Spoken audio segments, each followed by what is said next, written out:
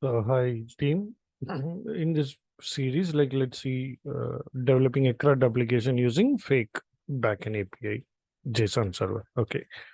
So I'm just creating a new project. I just created a new project, and right now I'm just copying the node modules folder into my project. Okay. And almost 98% completed. Let it get completed. And actually, this is my project. Anyway, Priya, we proceed with project. Okay, so the node module copy is completed.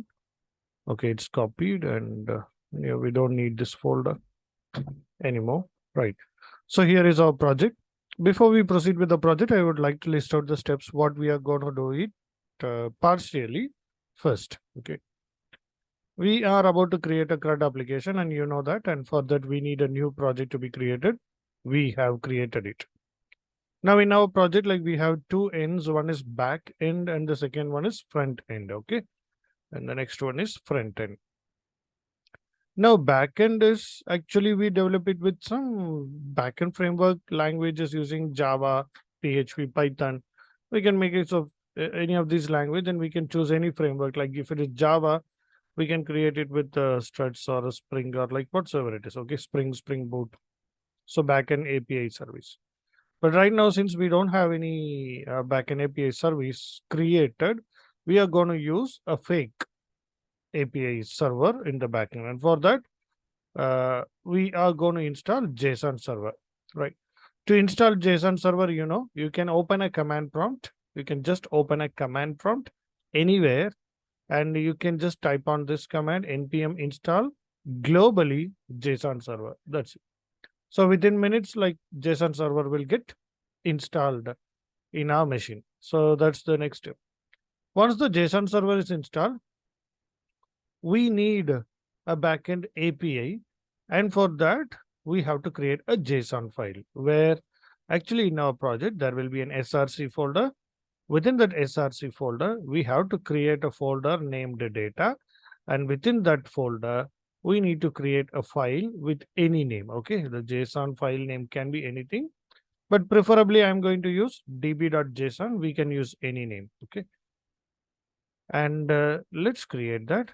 We have a src folder. Let me just click on it and I'm going to tap here. Okay. And the folder we create it as data. Good. And within this folder, let's point this folder, and this time I'm going to click on this icon, new file. Okay. And db.json. That's it. And this is for backend API. Okay.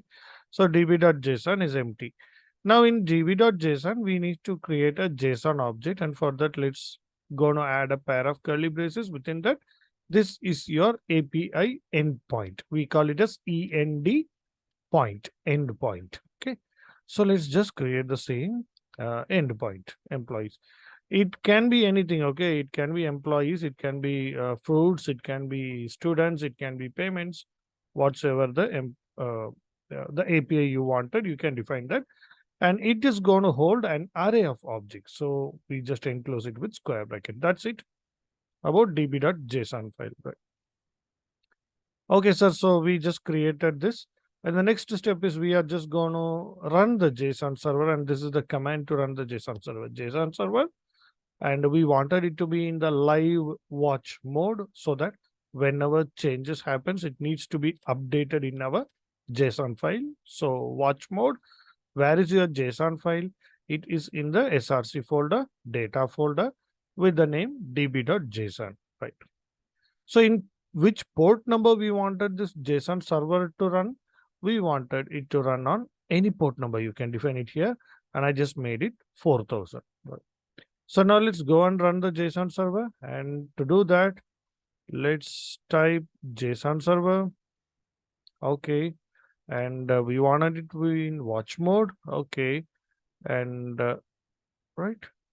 And where is it? Where is the JSON file? It is in the src data db.json file. Okay.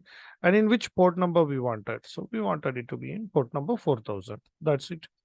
Now, actually, JSON server is supposed to get started in this particular port number if it is available. Okay. If this port number is available. Okay.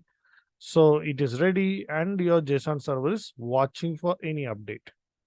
And the JSON server is running on this port number, and this is your API endpoint, nothing but this endpoint. Okay, if you mention it as fruits, then the API endpoint will be localhost 4000 fruits. That's how it is. And let's just click on here, control plus click. This URL will get opened in the browser. Okay, and as of now it is empty. Okay, the object seems to be empty. JSON object seems to be empty. Done. So we created the backend API. So that's it. So we created the backend API. Now this is what we call backend API process. Next, we are just going to get into front end designing part. So my service is working, API service is working at this port number. And now we are going to create front end. In front end, we actually going to create a CRUD application, means create, read, update, delete. If I choose employee, okay, as a process, then I must have a form for adding a new employee, deleting an existing employee, editing, updating an existing employee, and viewing the complete employee details. Okay. And of course, we need a component to display all employee details together. Right. Now, these are the components actually we're supposed to create, and let's create it one by one. And prior doing everything, the first thing is we actually want an employee, right, to be handled. So as a first step, let's go and define what exactly we wanted to store in employee object. Okay. And to do that, let's go to our IDE and let's open up another command prompt, and let's just create a new class, ng generate class, and the class name is employee. Okay. So it will create a class with the name employee and a testing file, okay, along with the testing file, spec.ts file. Let's wait for it. So it will get created under app folder.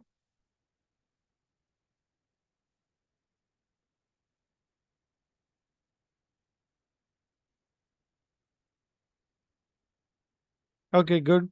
So we just got the employee spec.ts for testing, unit testing, and employee.ts. So this is what our class is all about. And here it is. Okay. Employee spec.ts and employee ts. Okay, let's just open it. And even right now, let's delete this spec.ts file because we are not going to do anything right now with this testing file in this project. So better, let me just remove it to keep it as simple and clear. Okay, we just deleted it. Employee class is ready. Now, what we wanted in employee class, I just wanted employee ID, and I wanted it to be number. Okay, and then I just wanted the name, let's say first name, or we'll have it like emp name. Let that be of type string. And you know that, see, whenever we define a property, like we need to initialize it. And if it has no initializer, then there will be a problem. Like we need to have a constructor, or at least. So better what we'll do, we'll just use assertion operator. Okay. Yes. And let me leave a space for, okay, let it be employee name, phone. Phone is of type string, and email. Let the email is of type string, and city. Let the city is of type string, along with salary. Or instead of city, let's go with designation.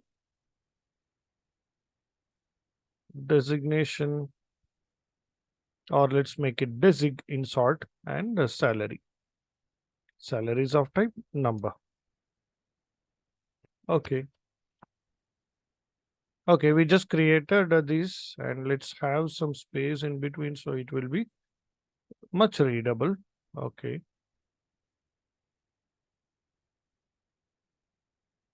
Right. So the step one is done. In the backend, we just defined what exactly we want to store and retrieve with respect to employee object. So that's the first step. We did it. We did the employee class.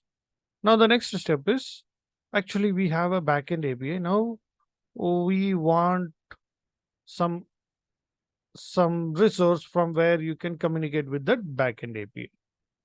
And for that, if you want to communicate with backend API, you can use classes and methods, and those classes and methods for backend API communication resides in a module called HTTPClientModule. So in case if you want backend API communication, then you must include HTTPClientModule in your either current module or in the root module. Now let me go to the root module because that is my current module. So here is the root module. And let's come here and let's just import HTTP client module.